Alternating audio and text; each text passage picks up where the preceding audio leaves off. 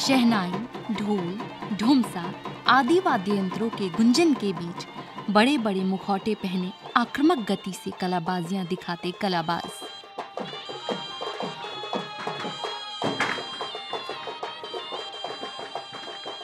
पुरुलिया का छऊ नृत्य अपनी इन्हीं विशेषताओं के लिए जाना जाता है।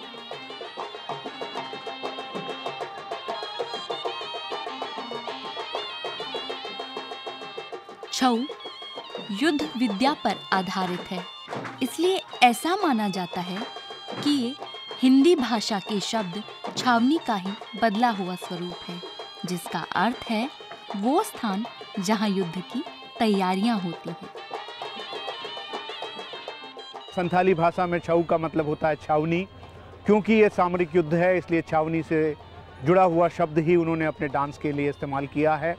कुछ लोग ये कहते हैं कि जब वो शिकार करते हैं तो उस समय शिकार के पीछे जाने के लिए, उसको पकड़ने के लिए एक साथ, क्योंकि ग्रुप हंटिंग होती है, उस समय जोर से हल्ला बोल करके छऊ कहते हैं, इसलिए इसको छऊ नाच कहते हैं। छऊ नृत्य झारखंड के सरायकेला, उड़ीसा के मयूरभंज में भी प्रचलित है, परंतु पश्चिम बंगाल के पुरुलिया जिले का ये खेला आज विश्व भर में अपनी ताकत, जोश, सहनशीलता और परिदृश्य निपुणता का एक अभिन्नतम उदाहरण बन गया है। इसमें लेकिन क्योंकि मास्क पहन करके डांस करना होता है, तो अभिनय की अभिव्यक्ति सारी की सारी बॉडी से करनी होती है।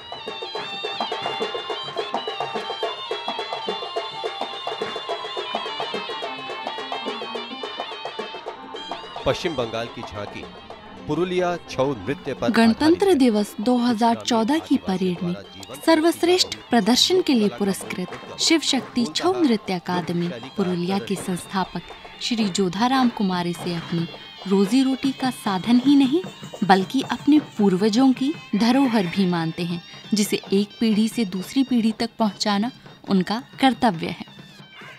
छऊ डांस हमारा परंपरा है। देखिए, जो गुरुजी बताए, हम करेंगे, हमारे पिताजी करेंगे, हमारा लड़का करेंगे, हमारा और नाती करेंगे। देखिए, बड़े बड़े मुखौटे पहनकर वर्षों के अभ्यास के बाद ही कोई कलाकार इस नृत्य शैली में इतना निपुण हो पाता है कि कलाबाजियां करते हुए मुखौटा धरती को स्पर्श न करे।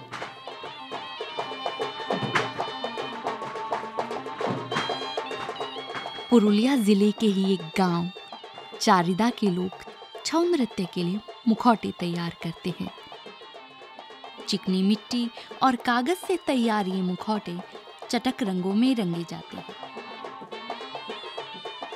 मुखौटा बनाने वाले कारीगर भी पीढ़ियों से यही काम करते आ रहे हैं, जहां इन्हें सूत्रधार कहा जाता है। छऊ नृत्य इन लोगों के लिए आस्था का प्रतीक है, इसीलिए कलाकारों की नशा या तंबाकू के सेवन पर पाबंदी है।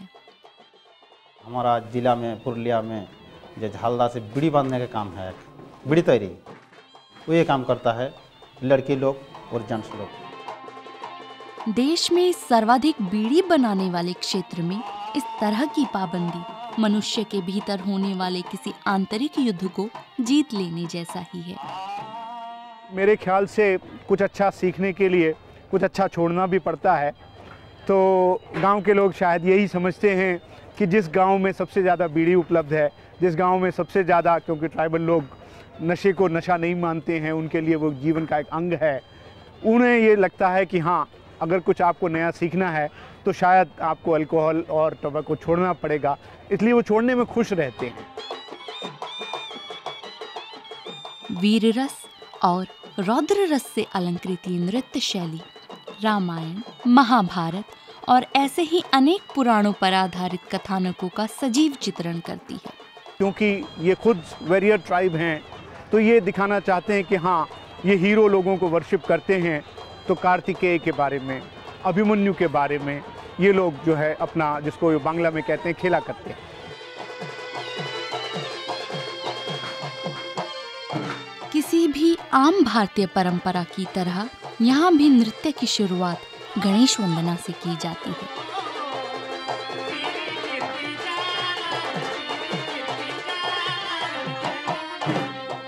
ये खेला दुर्गा सप्तशती के महिषासुर मर्दिनी नामक अध्याय से लिया गया है।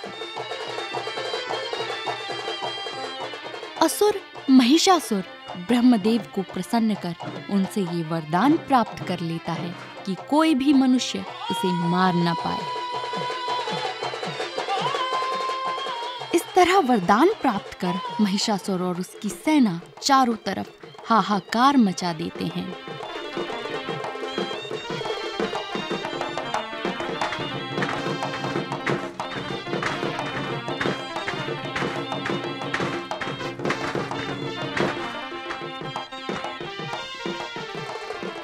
जब शिवपुत्र कार्तिकेय और गणेश भी उसका सामना नहीं कर पाए, तब असुरी शक्तियों द्वारा मचाए हुए इस उत्पात को देखकर त्रिदेव, ब्रह्मा, विष्णु और महेश अपनी दिव्य शक्तियों को मिलाकर स्त्री शक्ति का आह्वान करते हैं, जिससे देवी दुर्गा प्रकट होती हैं।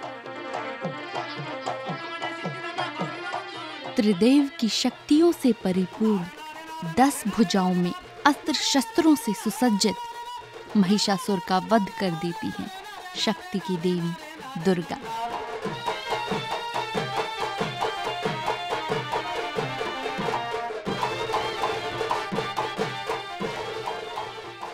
ये हैरत में डाल देने वाली ही बात है कि स्त्री शक्ति का आह्वान करने वाले और उसकी सर्वोच्चता सिद्ध करने वाले इस नृत्य में स्त्रियों का योगदान ना के बराबर है। शायद मेरे ख्याल से धीरे धीरे महिलाओं का प्रवेश इसमें होगा, खासकर जब सरस्वती, लक्ष्मी या दुर्गा का पाठ करना है तो वो तो लड़कियां कर ही सकती हैं, लेकिन गांव के लोगों की सोच के बारे में अगर मैं आप कहूँ, यही सोचते हैं कि ये बहुत डिफ़िकल्ट डांस है, लड़कियां नहीं कर पाएंगी। लोक नृत्य लोक के मनोरंजन का साधन मात्र ही नहीं, बल्कि लोक को समाज में फैली बुराइयों के बारे में सजग करने का साधन भी है। दुर्गा सप्तशती के ही अध्याय शुंभ निशुंभ वध का ये नृत्य रूपांतरण जन जन को दी हुई एक सीख है।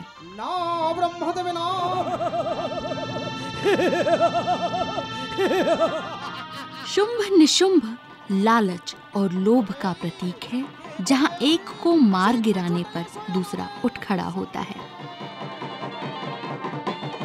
देवी दुर्गा और देवी काली उस सचेतना का प्रतीक है जो हर स्त्री पुरुष में समान रूप से समाहित है, जो ऐसे असंख्य असुरों को मार गिराने में सदैव सक्षम है।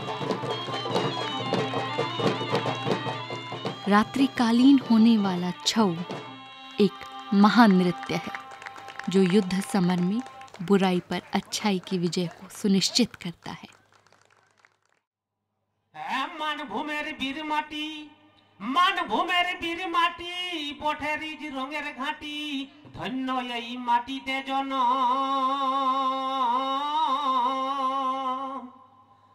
পুরুলিয়া আমাদের জেলা, যে যতই করুক হেলা, নই हमरा কোনো অংশে को